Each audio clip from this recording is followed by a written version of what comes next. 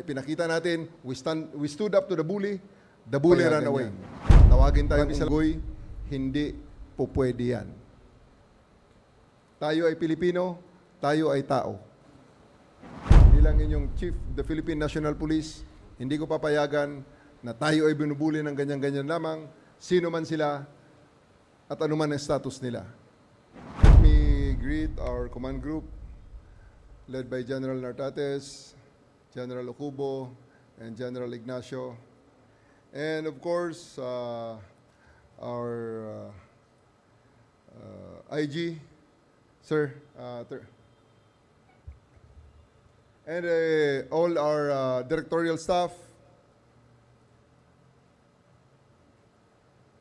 members of, commanders of the NSUs and the NASUs. Commander, please give our troops tigas pahinga. Tikas! Nga! Kalipunan, tikas, nga!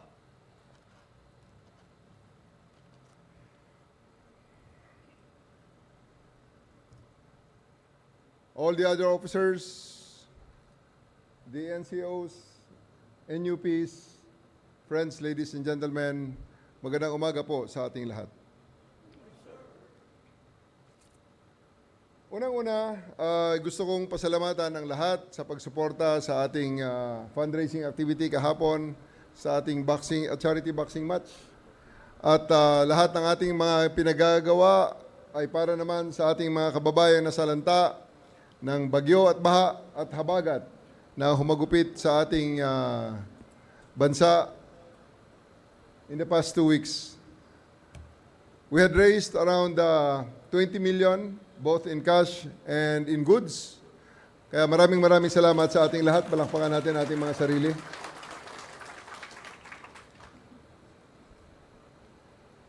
With that, natapos na ang issue ng ng ating charity boxing match. But before I close on that chapter, aside from the fundraising aspect, ang charity aspect, may isang gusto lang akong i-emphasize sa incident na yon. We stand up to bullies. Kaya nga ng opening ng classes, isa sa mga gusto nating idagdag sa ating 911 na choices, kung may gusto lang kayong kausap, choice number 4. Because when you dial 911, press 1 for police assistance. Press 2 for fire assistance. Press 3 for health emergencies. And press 4 kung may gusto lang kayong kausap. That will be for mental health. Yung press 4 na may gustong kausap ay we are in talks now with various groups and volunteers na pag may isang tao na nag-dial ng 911 at pinindot ang number 4, siya ay ko-connect ng ating operator sa mga groups na kausap natin na handang tumanggap ng mga tawag na yon. Marami sa ating mga kababayan nangangailangan lang ng kausap. Since January to June, in the first half of the year, almost 2,000 Filipinos killed themselves.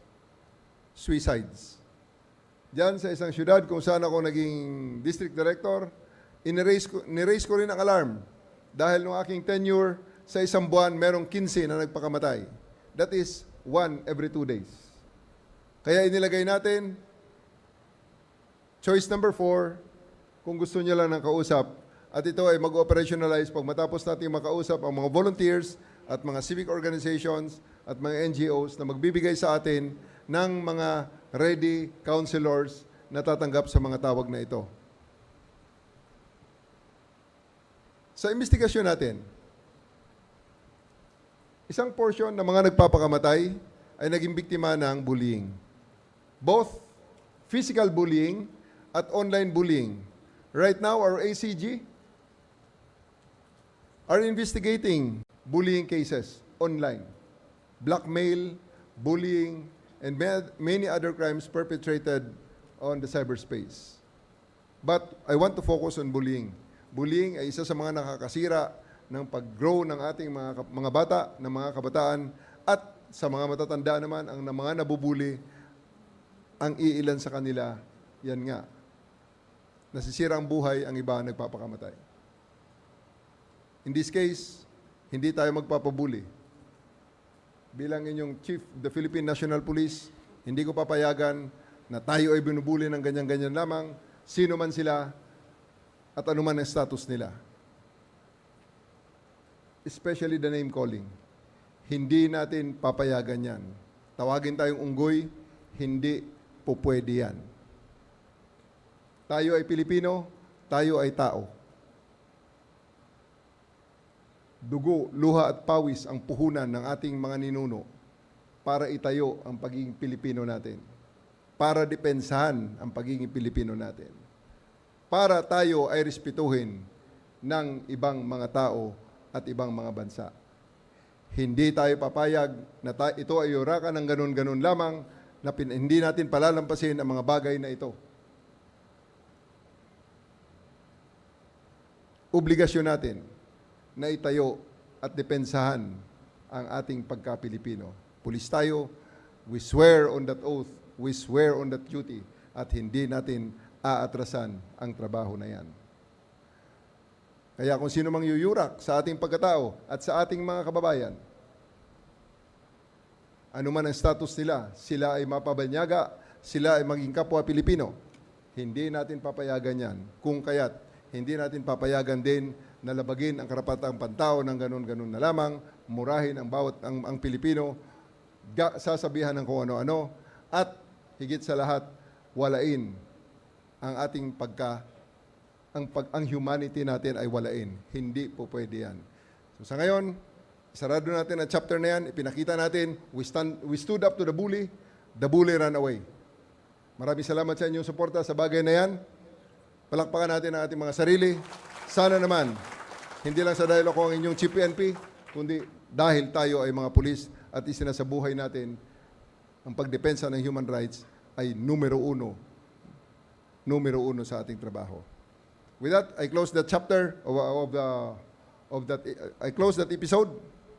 Tayo naman ay titingin na ngayon sa sunod nating mga mas importanteng mga trabaho. Number 1, ngayong araw na to may SONA.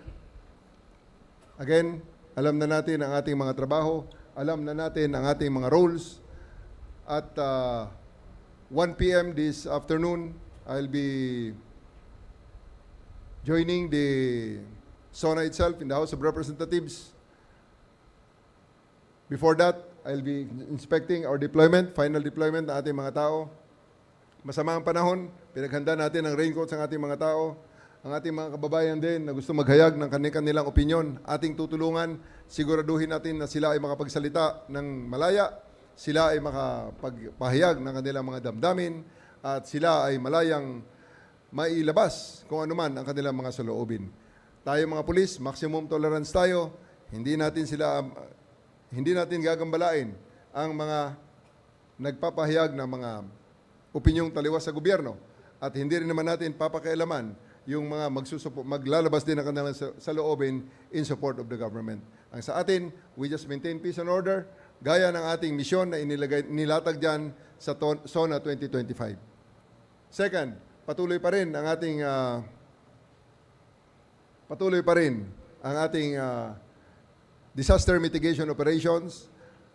I would like to say and tell our men in the field, as your Chief PNP, I'm very, very proud of you and the job you're doing in helping our kababayan na makabangon muli sa mga nangyayaring mga disaster na dumaan in the past 2 weeks. Palakpakan natin ang ating mga kasamahan sa ground.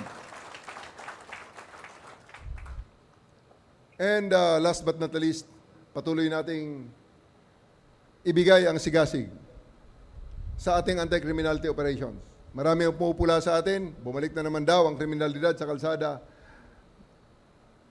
May mga nagbibigay ng opinion na ang ating peace and order ay lumalala daw. Gusto man nating sabihin na ito walang basehan. Ang ating gagawin lamang, iparamdam sa ating mga kababayan na ito ay hindi totoo. na mas maayos ang ating sitwasyon ngayon, pwede silang maglakad anumang oras sa kalsada na walang gumagambala sa kanila.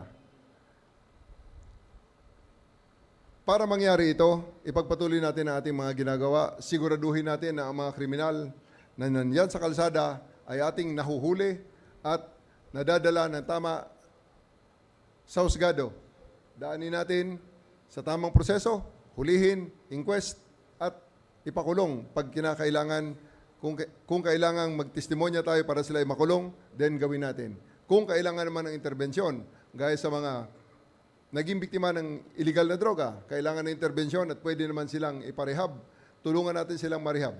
Ang hindi naman magpaparehab, ipapakulong natin, hulihin natin at siguraduhin natin na hindi sila makapagpatuloy sa kanilang maling gawain, lalo-lalo na ang pagbebenta ng illegal na droga. So again, I am directing the Operations Division and the Investigation Division, including the Intelligence Division, to make sure that our monitoring of performance of our personnel on the ground, palagi nating titingnan kung nagagawa ba nila ang pag-reduce ng presence ng kriminal sa kalsada, na-eliminate ba natin ang mga kriminalidad sa ating paligid, at higit sa lahat, sisiguraduhin natin na ang ating mga kababayan maramdaman nila na sila ay payapa, sila ay secured, at sila ay panatag na gumalaw sa ating mga kalsada at public places any time of the day. So again, ladies and gentlemen, marami tayong gagawin ngayong araw na ito. Let us be united in our stance. Let us be together in our quest for peace and order and security of our country.